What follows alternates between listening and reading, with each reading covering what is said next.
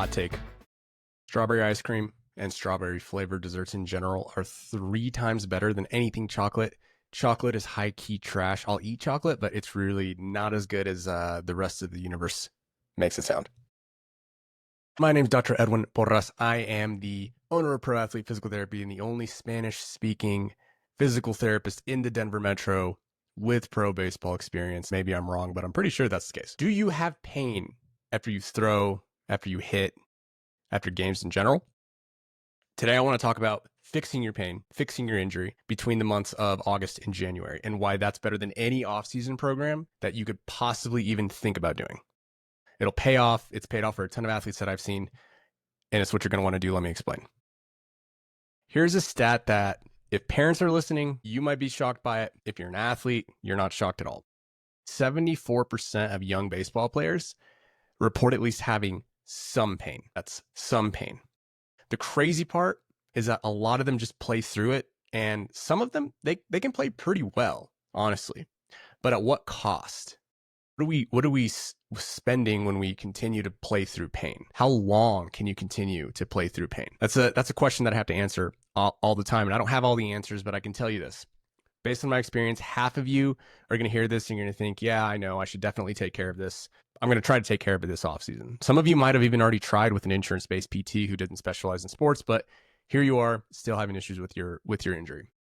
Another 30%, you're going to totally ignore this. You're going to ignore your arm pain. You're going to start building up in January again. You may or may not start to feel it again. And then there's a smaller percentage of you. There's like 20% of you who you're going to say, kind of mashed this year, or, you know, I did mash this year, or I shoved this year. I didn't really have any issues. Yeah, I felt the pain afterwards and it was pretty miserable the whole season, but I was still able to go out there and perform. Okay. If your decision is now to rest and hope that the injury is going to go away, I can tell you that's probably not going to be the case. But you're half right. You're half right. You're half right in the sense that if you rest, it's going to be the best way that you can at least allow the injury to heal and allow your body to do its thing, reduce the pain, reduce the alarm system that your brain is sending off from the injury itself, right? But there are still dozens of factors that you're not considering when it comes to fixing your injury. Let me give you some examples. See, these are some of the things that we look at here at Pro Athlete PT. And if you don't address these, you're probably going, I don't want to say probably, but you might re-injure.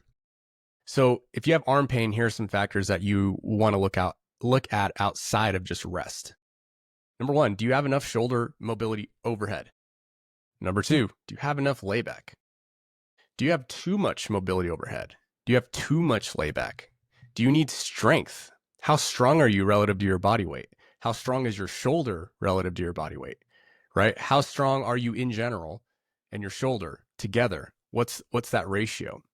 Did you just jump up 4 to 5 miles per hour this year? That's something to consider. Are you using all arm when you throw? What do your mechanics look like? Are you all arm? Are you inefficient?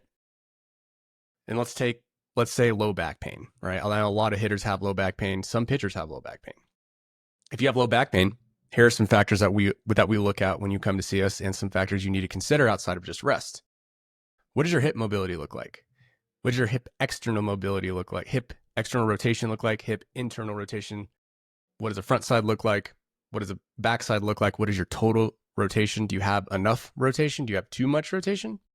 How much can you deadlift? How strong is your back, right? Are you all spine when you swing? These are just a few things, a handful of things we want to look at. And specifically with hitters, like, are you all gas and no brakes? Can you brake? Can you decelerate and not throw your whole spine into every single swing the entire time? Do you know how to manage your own workloads? Do you know how many swings you're taking a day? Do you know how many swings you're taking in a week? Do you know how many swings you're taking in a month? How long have you been swinging without a rest break? We know that leads to oblique injuries. That's not even necessarily a back injury, but it can lead to other issues, right? So those are just a few factors to consider that can lead to being re-injured, even if you take as much rest as you possibly can. And here's the reality. I know many of you, I know you. If you're listening to this, I know some of you are playing through pain. And I know that you can get through it. And a lot of you tell me all the time that it's just the adrenaline. But then afterwards, I mean, you're miserable. And you've admitted this. You've told me this. If you're an athlete, you can get through it. You can actually play really well. You can dominate. But every time after a game, you can hardly move your back, you can hardly move your arm. It takes 3, 4, 5 days for you to even feel like you can play again. I've heard the stories over and over again, like you're hiding in plain sight. And I don't want that for you. I want to emphasize this. Having pain after an outing or during an outing is not normal. It's a difference between something that's common and something that's normal. And we can fix something that's not normal. We can help you manage it.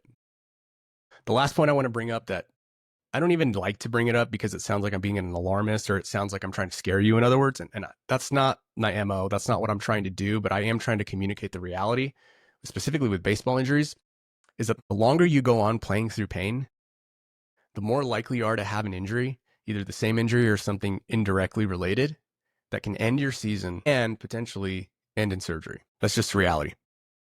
Let me give you some examples of what resting without rehabbing an injury properly is like. If you're a pitcher, let's say you have a few rough outings, but you want to skip your bullpen work. But coach is like, hey, you should probably come in, let's work on some things. You're like, you know what? No, I just need to clear the head, clear the mentals. Okay, that's fine. Sometimes after a few rough outings, I get it. You just need the time to yourself, time to think, time away from baseball, time away from the bump, just a few days, get your head right. I get it. But if you never watch your film, if you never go back to the mound, if you don't maintain your workload, if you don't continue to throw and at least keep your arm active, if you don't work on the stuff that coach is telling you to work on, you're going to have more rough outings. Nothing's going to change. Sometimes you don't need to change anything, and I get that. But if you don't sit down, take the time and actually analyze it and take a look at it, you're just going to end up in the same boat. So for hitters, let's say your mentals might feel good after you're swinging and mashing at sliders. So let's say in the spring, everybody knows by the middle of the season, don't throw a slider to this guy. Then the summer hits and you go like 1 for 12. And you've got another 3 tournaments left. What happened? Did something change? Do you need to change your stance? Do you need to just stay consistent, keep swinging at the ball? Do you need to make an adjustment? What needs to happen for something to improve? You can take the time and clear your head just like a pitcher. You can take your time and just say, listen, Kobe mentality, next one's going in. But that doesn't always work. It's not always the case. Sometimes there are adjustments to make. Sometimes there are things that you need to change in order to start swinging like you were before. But if all you do is take time, but you don't stop and think and make the adjustments that you need to make, then you're just going to end up in the same boat. And that's what I'm trying to say with injuries. You can take the time to rest. It's going to feel better. If you're in a slump or you're not throwing well, you have a few rough outings, you take the time, that's fine.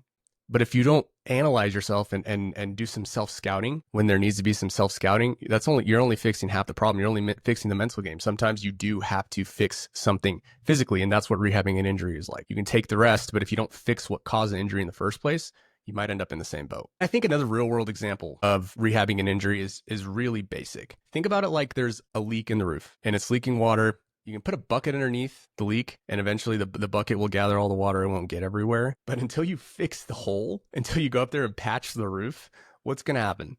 The bucket's going to get full. You're going to have to do a bucket full of water, put the bucket back in. You're just going to end up in the same boat over and over again. Like we could go over and over and over with these examples, but the point that I'm trying to drive home is that resting an injury is great. Don't get me wrong. MLB recommends rest. But if you are in pain, your pain is likely going to come back and potentially get worse unless you fix the underlying cause, the root of this. And I think most of you know that naturally, but it's hard to stop. It's hard to not play games. And I get it. But August to January is the best time to fix your injuries. And a lot of guys did that with me last year. A lot of athletes did that. College guys, high school guys, a handful of pro guys, they came to us and they wanted to fix their injuries that they were dealing with during the season. And I can't tell you, honestly, how many parents and athletes, they were so glad that they did it. They were disappointed to hear they couldn't play fall ball or whatever the case may be, or they got shut down. But they expressed to us, I'm so glad we did it. Wouldn't you rather take the time now in August, September, October, November, December, than have to come to us because your arm is barking at you in March? The season just started and you're having issues already. Wouldn't you rather take the time now? Let me give you one more example, one more analogy here. When you rehab your injury with us, we've seen this phenomenon play out over and over again. It's like getting a lift in on a day you really don't want to. I've been there. Everybody's been there. You got to go to the gym. You got to get a lift in. You really don't want to. You're tired, whatever. You don't want to get there. But those are the days you feel the best. Those are the days where the lifts are the most rewarding, right? And that's what rehabbing your injury in general, it doesn't even have to be with us. Rehabbing your injury and fixing the problem before it becomes an issue down the road is super rewarding. Give it a try. Let me recap. Number 1. 74% of baseball players have some pain. Number 2, Having pain after a game or outing is not normal.